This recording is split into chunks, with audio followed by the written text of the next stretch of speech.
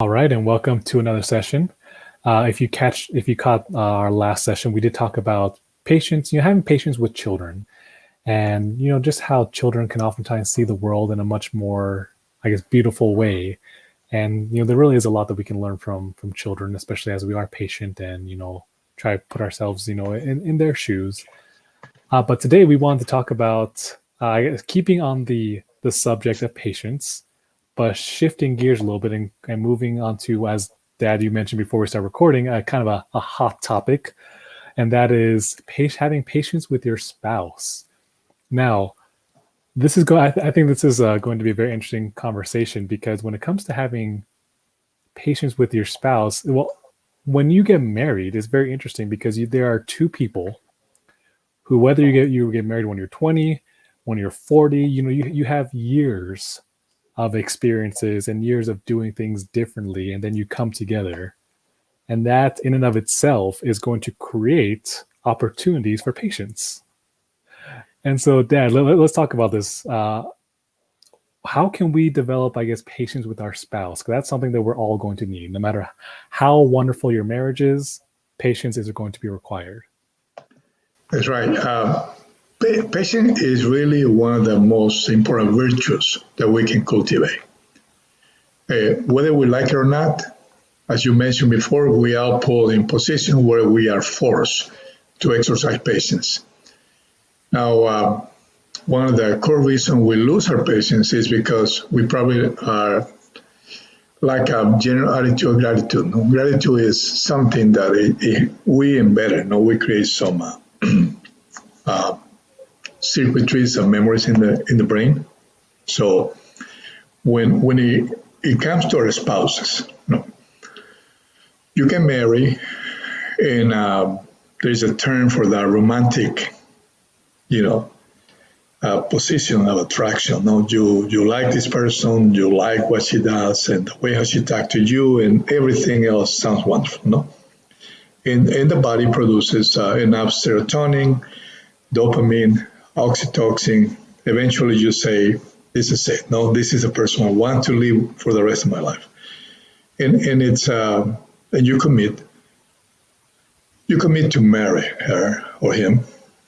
And of course, this is an exciting time, for everyone. Any person that is going to commit to marriage or, with a person will have the spark at the moment. Oh, I'm going to start my own life now. No, this is going to be my life with her or with him. So, in this romantic love and attraction, it keeps you with a flame. You can do anything in the world. I mean, and it doesn't matter where you live or the circumstances. You know that you could be happy with a person, and that's a real thing. It's not fake. Okay, actually, through the process of that romantic time, your brain produces more serotonin. You're more content with a person. And as a matter of fact, you also want to see the person more often. You want to hear from him or her more often, no? You call on the phone, "Hey, honey, I'm at work. I miss you already. Okay, can't wait to see you." No, and she's also checking on you, and that's a very unique time. No, but now that those feelings, the romantic interaction, it has to be changing. You can't stay there. Because that romantic interaction, it's about mostly you, the other person, making me feel good because you're here with me. No. So in a way, this, I think it's a term for that. I forgot this. I think it's called limerence. No, the romantic attraction. No, and it's good to begin a relationship and stay and commit to later in marriage. So that is important, but then we have to be moving out of that. No, I love you because you love me, okay, and I care for you because you care for me. No, and that's when it applies the term that you repeat, or maybe the priest repeats when you marry. You're married with this person in good and bad times. No, and we're going to have our bad times, and no doubt. No. So conflicts are going to arise in any given time because there is differences of opinion. No, I mean, when you're in this limerence stage, that's okay. No problem. No, we engage, we commit. It's easy to commit. No, but when we are living together and we are paying the bills together and we have to take care of little babies, we have to clean the house, and there is in-laws with their opinions, and there is a challenge with a car that's not working, or the money that's all, and the stressors surround you, then things need to start being changing, because a lot of these weaknesses that we carry is going to emerge. It's going to emerge. Now, you may not be as pleasant. You may not say the things the way you said it before. Okay, like, honey, it's okay, don't worry. Now you may raise your voice a little bit, or you might ignore the person, but you probably may have some gestures that are indicating that you are irritated with at that moment. And that's part of life, and we have to understand that it's part of the growing part. These things will going to bring some conflicts, okay, to the table. Okay, nothing wrong with conflicts, because when two people come with two different opinions, it's going to be conflict. It doesn't matter who you are, whether you're an angel or not. No, you still have to deal with the differences and kind of deal with that the right manner. So patience is really an ingredient, because even if I have a difference in opinion or different kind of behaviors or way how we do things, the fact that we talk doesn't mean that things are going to change right away. Or doesn't mean that there's going to be a clear understanding your position, because we're new, we're young, we're inexperienced, we're foolish. No, we come to the marriage with the idea that these limerence feelings are going to stay there forever. No, as a matter of fact, you talk to any person that's going to get married, is going to say, no, my marriage is going to be totally different. Okay, I'm going to be the winner, the first one in the world to sustain this marriage with the same feelings, the same interaction. Is never going to change. We will say that. I say the same too. I guess you do know. So, and it's not bad, really. You want to really look at the future with this positive thing, but we have to learn. And how we learn from each other. So when you go into the marriage, it's going to be a lot of good things that you bring to the table. So is your spouse, and a lot of things that may not be that great. Some of the bad habits that we kept hiding under the carpet. She didn't notice when I was dating her. Okay, I think that's not going to be a problem. But these things are going to emerge. So I have my bad habits. There's also other things like the way how I learn things, how I learn to do the dishes, to fold the clothing. When do I clean? Did I help cleaning before? Okay, but that's one part of the spectrum. The other part is my own beliefs. Okay, my beliefs about marriage, my beliefs about the role of a spouse, my beliefs about my own role as a spouse. So all this, along with some of these other cultural behavior, that had to do with the way how things are done at home. Okay, also the money plays a role. What I think about money, and this is coming to a marriage, and it's going to create some differences. As a matter of fact, that's the best thing that can happen to humanity. Okay, because if it's no differences, then it's going to be a growth. Because there's no one that goes to a marriage that doesn't carry some baggage, that doesn't have some issues that need to deal with and change. And now you have a spouse that's going to help you to expedite that. So when you encounter all these little things that have to do with the marriage commitments, bills to pay, or a baby that cries, or maybe a baby that gets sick, or a car that doesn't run, or maybe a lack of money, or maybe an in-law that, come trying to impose or control or say things, anything. So those situations are going to produce, an internal, this is physiological, internal activities that is going to bring some emotions that are not pleasant. Okay, those unpleasant emotions, it will create the environment. No, if we know what really is happening. So patience is literally so critical, to deal with this, because there is no other choice. See, it's not like you can avoid the problems or pretend that doesn't exist. Okay, all those tactics don't work. Like look at maybe your mom and dad, or your grandpa or grandma. Look at your uncle and friends that have been doing that. Or look at history. No, if you look at history, you're going to see that literally that people that doesn't really avoid the issues. No, as in I guess we all know this analogy, the elephant in the room. No, okay, I guess everybody knows that. So that's where we have to acknowledge that there are issues to deal with. Doesn't matter if they're little or they are big, but they have to be dealt with. So, and avoidance doesn't help. So we need to really comprehend that now, how we deal with this. Because, to believe that if I don't talk to you about an issue, that it's just going to go away with time is the biggest deception we can all, assume,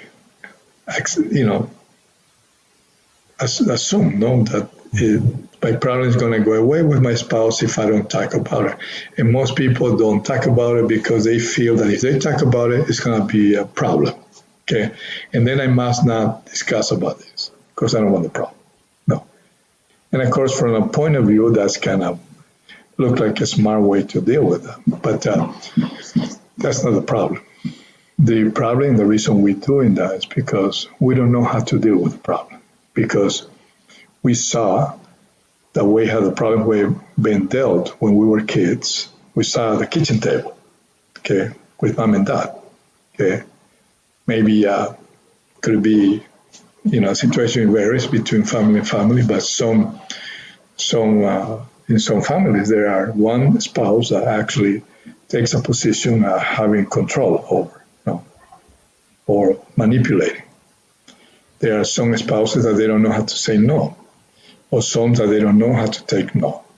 Some that they found a way to deal with and get what they want by raising their voice, screaming, or yelling, or maybe walking at the door, or ignoring the other person. So we witness that. So as little kids, we witness that embedded is part of what we might, wrongly we learn to cope with in the wrong way. So that is in our memory. So it didn't work for our parents. Why should I do it? No, that's the question. No, why do I repeat now a situation that is not working? But of course, we think we're smart. So we think we're smart. This is not my family situation. This is different. He or she is not listening and she doesn't understand. Poor me. I better really kind of not talk because we're going to get into a fight. So that's not a very good recipe. No, eventually this problem is going to be so big. It's like a bacteria, or a virus that comes in. If it's not dealt with and your immune system ignores it, what's going to happen? It's going to really be a tremendous problem for your body. Or if your immune system, instead of dealing with properly through the right process, say it goes and you say, oh, there is a problem in the body. Let's go and put a fire and burn the whole forest so this virus doesn't come to the liver and kill us. So it won't work. So you're going to destroy your own body. So the immune system, fortunately, doesn't do that normally, but in some cases, do that. When our body is sick and we have a lot of stress, that's what it's going to do. Okay, put a lot of inflammatory markers in places where there's not a problem, and we end up having systematic inflammation. But anyways, this systematic inflammation, compared with the way how we deal with spouses, okay, it will start taking place if we don't deal with this. No. Now, I know you have a question because I can see your eyes. Well, not so much a question, more of a comment that I guess from experience now, that obviously you have much more experience being married than I do, but we are coming up on our 6-year anniversary. But yeah, just when you don't actually take the time to address those issues, those problems, and they can be from the smallest thing to the bigger, like financial decisions and whatnot. But when you decide to not talk about it, it just ends up, as you were saying, it ends up growing in your mind, and it doesn't go away in your mind because it's just going to be in the back of your mind, and then it's just going to compound and get bigger until something else smaller happens, and then everything spills out. That's right. Yeah. And so you have to take that time to talk about it, to communicate, because then yeah, that's just what I found, that you can't ignore those issues. Yeah, and there is a way to do it, because if I do it like my father would do it, it won't work. Okay, I saw that I have a good mom and dad that they tried their best. They had a lot of challenges, personally, each one together. No, and I saw some of that the effect of that kind of a way to deal with issues. So now here's a tip, okay, that we can probably learn from this. We have to understand physiology first, okay? Our brain has about 100 billion neurons, and these neurons produce chemicals.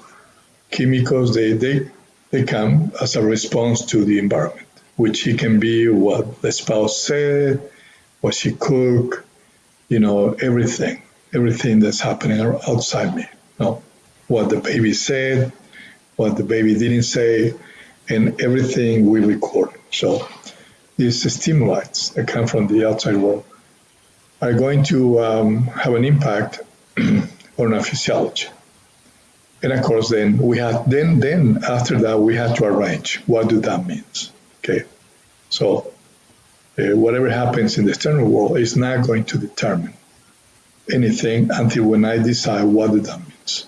So if the spouse says something, I have to, figure out what that means. Now, I cannot really know because I don't know. So then what I do, I get to know. So I need to be curious to know, okay, to know what that means. For example, let's say, in my case, I'm going to bring an example. In our marriage,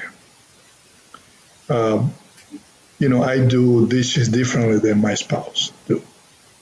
I'm the one guy that like to throw things in there, as far as if it fits in there, and then I put it to wash. Okay. To my wife, your mom, okay, she's different. She likes to organize things. No. And of course, that did annoy me for a while. And of course, I did not talk about it. Not a good idea. Okay. Because the problem with not discussing these issues, it can bring into these internal conversations, and you might create a label towards the person. Okay. And that's a dangerous territory. Because when you create a label, then you can really be reactive. Your body will respond to that in a reactive way. So it's all about connections. No, You repeat the same thing, the same thoughts. There's these neurons are being stimulated. Okay, that's like, hey, something is out there, and then I need to really figure out what is. See, the brain is not going to figure out. The brain only responds. Then after I respond or figure out what might be, then chemicals are being made. The chemicals could be that made me feel like I like her. Okay, maybe I feel peace, or maybe I hate her, or I don't want to be with her. No, I want to walk away from this place. I don't want to talk to her, or maybe react to her, to whatever she says. So that is the way how it works. So since the brain doesn't do that, the brain is to serve us on. So someone, whoever is running that show, whatever we want to call it, spirit, soul, conscience, had to decide. Now, since I don't know anything, now I need to be curious and trying to figure it out. And this is something that really kind of helped me to take a turn on the way how I was dealing with. For many, many years, it bothered me the fact that, she always kind of trying to rearrange the dishes that I just placed on the dishwasher. Okay. And then one or a couple of times I kind of told her what I thought, why that was a waste of time. And I mentioned that, that it's the same, whether you wash it, organize it or not, it's going to be washed. No. And of course that didn't went well, which actually I tried to defend my position and she did too. So I didn't handle it right. So going back to the one that is trying to know why. So one day it occurred to me that there must be something else beside that organization. Okay. So that was the context, the situation. Her opinion, her way to do the dishes. But then I tried to figure out, if I go to the subcontext, what will be underneath this? What is really, what it moves her to kind of do this the same way and do it happily. Okay, and of course, if I didn't do it her way, she would get upset. No, so I snack sometime. No, sneak behind her. I knew she was in the kitchen. I just throw everything there real quick. Then of course she found out. Sometimes, and she chewed me up. Okay, so anyway, the fact is that when I thought about it, say, what is under that? Okay.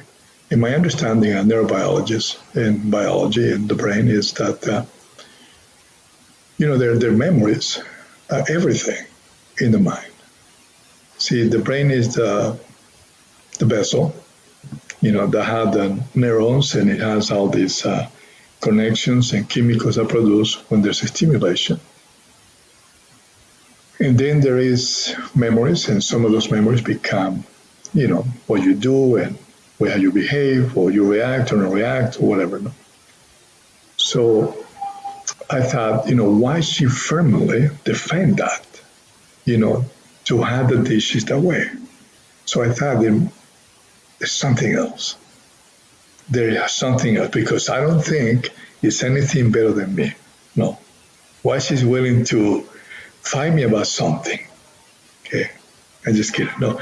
So anyways, I thought about it.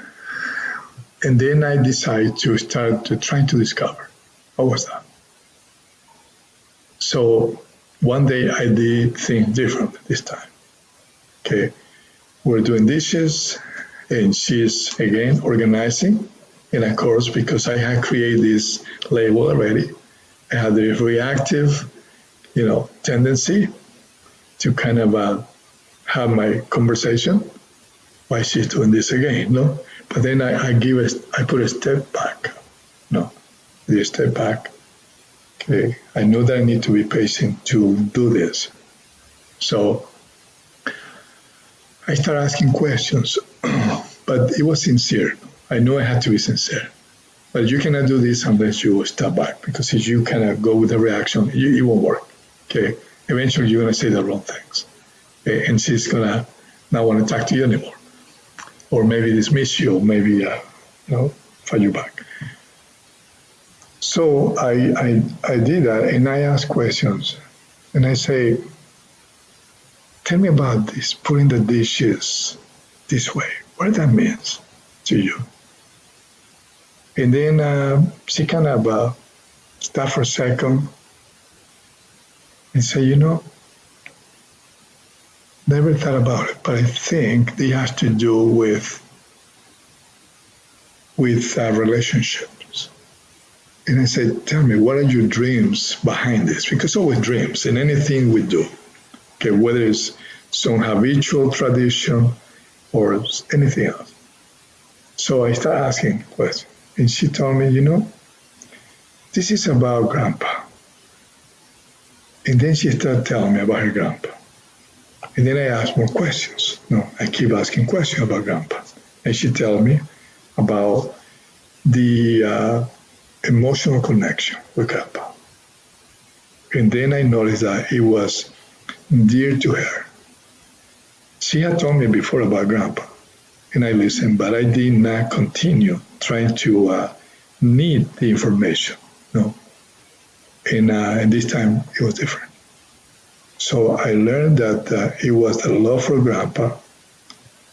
And then there was another thing that I discovered. I keep asking, and of course, when you do this, you be sure you don't try to stop her, and bring your own opinion, because she may not open up more.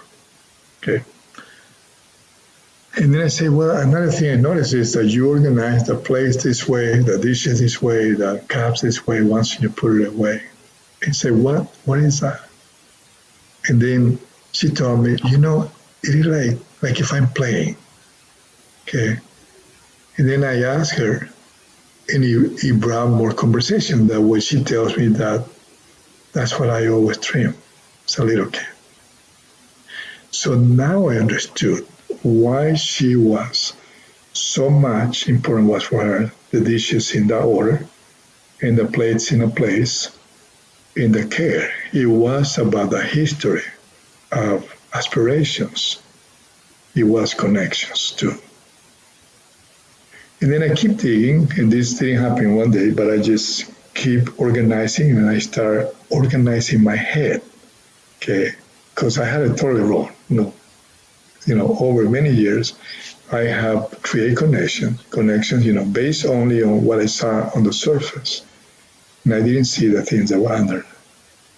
So I choose to be patient, to learn through this process. I know it's going to be hard because, I have to change too. And it's a little toughy when you already have some things that are not the best things about somebody else. So I still love her and respect her, but these little things that were so critical, they were placed in front of me. And for so many, many years, I didn't realize that the little conflicts, they were opening the opportunity for me to discover things that were part of her life, her dreams, the aspirations, the love and relationships and connection with dear people to her. I didn't realize also that there were, other wonderful things, underneath the content. So, anyways, but also I discovered that there was also a little bit of pain. So, and it's interesting because when you discover that, you can actually be, some empathy start building up and compassion. So really what the spouse was producing was an opportunity, okay, really for me to learn something of value, to create circuitries and memories, new memories about her childhood, her life, understanding her dreams, her aspirations. So, in the pain. And it helped me to kind of help to release some of the pain that she carried. And what a foolish I was. For so many years, I was trying to think that all these way to do things were a waste of time. Okay, but what was happening? She was placing in front of me, without she noticing, an opportunity for growth. So, and of course, through that process, I produce new circuitries and maps about your mom, where actually it's now so easier not to get irritated, even in the midst of differences. And if it comes to irritation, it's so easy to kind of put down the fire, before anything. So that's something I think that we need to understand, and we can do that with anything. How they make the bed, you can start with a conversation, because you make the bed one way, she does it. Oh, it might not be important, but it's good to pay attention. Okay, and we can ask questions and say, oh, I noticed that you like to put the pillow this way. Oh, really interesting. Where did you learn that? I mean, that can be a question. She might say, no, nowhere. Or it might be important. Oh, you know what? It was with my sister, We play when we did the bed. Or maybe they can tell you about pain. It was painful. I was forced to do the bed. Okay. And I decided to make a little game so it wouldn't become so painful. So if we can keep asking more questions. Oh, tell me about it. When we ask this question, and we don't try to really give counsel, because we have the tendency to tell people, oh, okay, too bad, change your mind, don't worry about it, be a hero, you're strong. That's not the way to do it. So, because there's a couple of things that have to take place throughout this process. One is I need to create new circuitries and memories to change whatever garbage I already put in there, okay? The other part is to help to relieve the pain on the other person, okay? Because there is pain that we carry, and this is what the marriage is. Two people come together through the romance, that it makes it all wonderful, okay? But it's time to step up. And once we start getting into the responsibilities, problems are going to arise. It's time for us to figure out, And this is only through a conversation, a very natural conversation. This is not to analyze the person and try to figure out, where it came that behavior, or whose fault is. No, just a conversation. Whatever pain is, it's going to come to the surface, it's going to go away, you help healing, and you heal yourself. And the other part is that you create these circuitries that help a lot. So when the next mistake comes or the next situation comes, it's easy for you to put the fire down before it burns anything. No. As a matter of fact, it won't even burn a tree if you are aware of that. And it helps you to kind of look inside you, because once when you become conscious about the way how these behaviors are, it helps you to look into your mistakes too, as it happens. So it helps you to be grateful, okay? Because if these things don't happen, it's hard to be grateful. So by definition, to wrap this up, patience is really the capacity to accept or tolerate delay, okay? Trouble or suffering without getting angry or upset. Doesn't mean that you're not going to have an emotion. You're going to have it. Energy will come, and then you step up a little bit, step back a little, trying to figure what it is, have the conversation. Don't try to complain. Doesn't work. Neither trying to justify your behavior. No. So, but that's the opening statement here. In the closing statement, I guess you have some other things to say, Luis. Yeah. Well, I just think, what's interesting as well is that I think what many of us do is and not just with our spouses, but with people in general, is just make all these assumptions. Like you were saying, with whether it's the dishwasher, whether it's, how you make the bed, whether it's, how they speak, or, you might see someone, at the grocery store, and just you make an assumption based on a certain behavior when you honestly have no context behind it. Like with your experience with the dishwasher, you had no context for why my mom was wanted the dishwasher, done the dishes in the dishwasher a certain way. And so yeah, I love that you shared how I guess digging deeper, and like you said, not in an analytical way. You're not trying to be their therapist, but in a natural curiosity and in a way to get to know your spouse better, because that's also something that I think sometimes we forget after we get married, is that being married, like having the marriage, celebrating the dance, all that stuff, like that is not the end of the relationship. That's like the very beginning. There should be even more reason for you to get to know your spouse, even more reason for you to get to know why she wants the dishes this way, why she, talks this way, or why maybe she wants the towels folded in a certain way, that it's this lifelong process of getting to know your spouse even deeper. Yeah, you have to go into this journal to discover, because there is going to be so many opportunities on the little things, on the big thing. Again, don't try to be analyzing your spouse, no, in trying to figure out every move. No, okay, what is it here? No, just have to be, as you say, very, natural. Okay, and it can be on anything. The things she likes to eat.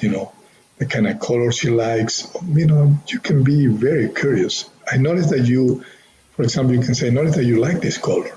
Why is it about orange? Or what is it about pink? Okay. I noticed that you like this sport. What is it? Tell me more. And then let her tell you and take notes. Okay. It's about Uncle Larry, no? Uncle Larry was close to her or him. And then ask about Uncle Larry. No, tell me about Uncle Larry. Tell me more. How he looked like. Do you have any pictures? No. What was so fun about him? And listen. Oh, and she is going to tell a story. Oh, Uncle Larry took me to play this place, and so it's not boring for you, no? Not like that. You need to kind of visualize that. Oh, that was, you guys went to that place? Amazing. How was the weather? Oh, it was cold, but it was so nice. He brought some hot cocoa, whatever, no? So trying to be part of the story, okay, and trying to draw a map his or her life. That's going to make your life so easier, because if you make a mistake and there's a connection of this magnitude, the conflict will be like, go away so quick. You fix it quick, you talk openly. No, it's not going to be resistance. It's not going to be complaints. It's not going to be, that this justification. If this kind of relationship is, then you can tell, listen, I make a boo-boo. I broke this dish. Okay. Now, the other day I broke something important. Okay. And she was so sweet. Okay. And it was important to her. I felt more for her. And she kind of turned to me, and she was more concerned with myself. And then we talked later on the day, and I said, look, I was thinking about you about this. And she said, well, I was thinking about you. And I said, but that was important. He said, yes, but she mentioned something. I don't remember the detail, but I say, it's okay, which means it was fine. That my mistake, because it was my mistake, no? I could have been more careful, but I want to do two things at the same time. You know how we guys do sometimes. And it slipped through my but we can go through really some challenges, and it won't be a crisis and a chaos out of the difficulty of the mistake. It can be solvable. The problem will come and will disappear, just like a cloud up in the sky. Same way. It comes, it is done, and it's gone. And it's not a reason of feeling ill, feeling like betrayed, feeling like, I'm being not taken care of. But it's this mapping, these circuitries and memories of the other person. We may discover a lot of pain that it's hidden there. And that can help a lot, because, you don't want your spouse to be carrying pain. No. because it's going to come back to you directly or indirectly. Now, not that your spouse is going to be cruel, but this pain that we carry, it produces hormonal problems. It produces some physiological problems, produce problems sleeping, produce problems, in our behavior. And we are living with a person and that we care and we want the person to be okay. So why not to invest some time in something that's productive, like start being curious, okay, no judgmental, don't give your own opinion, let the person explain to you what does it mean to her. That trip with Uncle Larry, to the park, or, Grandpa Maldonado, to do things with your mom, or maybe playing with the dishes. I don't know. Something might emerge that it was important for the person. At the same time, some pain is going to disappear, and now it's better tomorrow. And tomorrow will be another thing to learn.